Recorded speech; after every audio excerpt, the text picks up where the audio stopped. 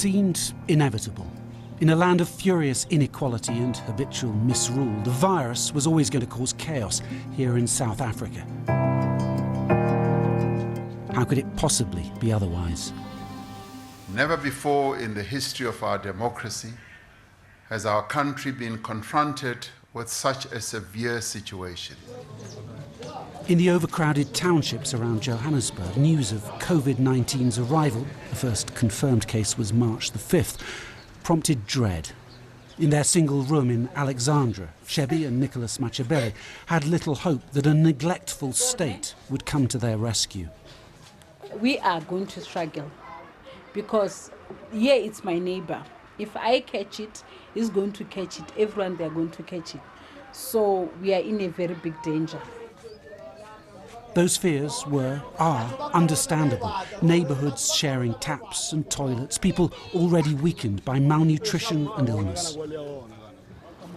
But South Africa had an advantage. It had time, weeks, to watch the virus spread around the rest of the world and to watch other countries' mistakes. Now, the government here has a hard-earned reputation for dithering, for being all talk. But last month, it took a firm decision to act early and aggressively. And so, just 10 days after that first case, South Africa declared a state of disaster. Schools and restaurants would be closed, foreign travel tightly restricted. All done much quicker than Britain. We knew what we had to do. The problem I have felt when I looked at what was going on in the UK is that they were not clear about what they were trying to do, because I was getting mixed signals. At this stage in South Africa, the virus was spreading slowly. Wealthier travellers who'd brought it back from abroad were getting privately tested. And because this is such a polarised society, those who were infected didn't really rub shoulders with poorer people. The difference between the UK and South Africa, really, I think, is the inequality. We got an outbreak among the more wealthy people who had brought the virus back with them on planes from Europe and elsewhere. And in a normal country, they would have mingled with the ordinary population, but here...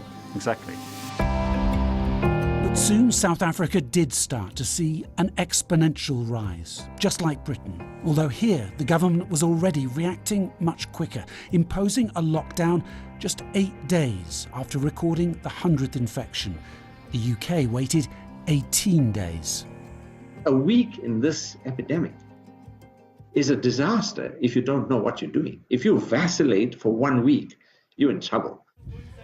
And South Africa's lockdown was far stricter too. Enforced by soldiers. No leaving the house except to buy food. A total ban on alcohol sales to prevent drink from fueling violence and filling up hospital beds. In Alexandra Township, the Machabele family learned that a neighbour had tested positive. But here's the thing, that steep curve, that exponential rise, well, it kept going in Britain, but here, on the 26th of March, it suddenly, almost miraculously, broke, dipping sharply and then levelling off. Until that day, South Africa and Britain had been following an identical path. Literally on the 26th of March, just turned and went all the way back down. Initially, when we saw the two lines separate, we thought, we have a problem in that we're not testing enough. We're not finding cases. Surely we're on the same trajectory as the UK. But soon, more tests confirmed the slowdown was genuine. Community, the Department of Health is here. The reason, clearly, was that South Africa's early interventions were now paying off. And the next stage was equally impressive. Because it spent years dealing with HIV and TB, this country already has an army of some 30,000 community health workers. They've now screened more than 3 million people for the new virus. That is why we're able to organize all these testing drives to try and be as proactive as possible. Because if you become reactive, you will only be catching the disease at the tail end. Nicholas and his family were tested too, all negative for now. But he's lost his job as an electrician, and 5 weeks of lockdown have been grim, as they have been for millions of poorer South Africans. For now, to be quite honest with you, I don't have any plan. And how does that make you feel? You strike me as somebody who plans I'm very quite carefully. stressed. I'm very stressed. Which helps explain why, tomorrow, South Africa will start to ease its lockdown. There is the tantalising possibility that a population so much younger than Britain's may shrug off this virus. But in the meantime, there's an economy to rescue. Our people need to eat, they need to earn a living. And so a 5-stage strategy has now been published, explaining how, in theory, the nation can be nudged towards normality, perhaps by year's end. So yes, South Africa has played a blinder so far, particularly the president. But lower down the ranks, the key institutions that are going to have to keep waging this battle against the virus for months to come have been weakened by years of corruption and cronyism. In other words, South Africa is not out of the woods yet.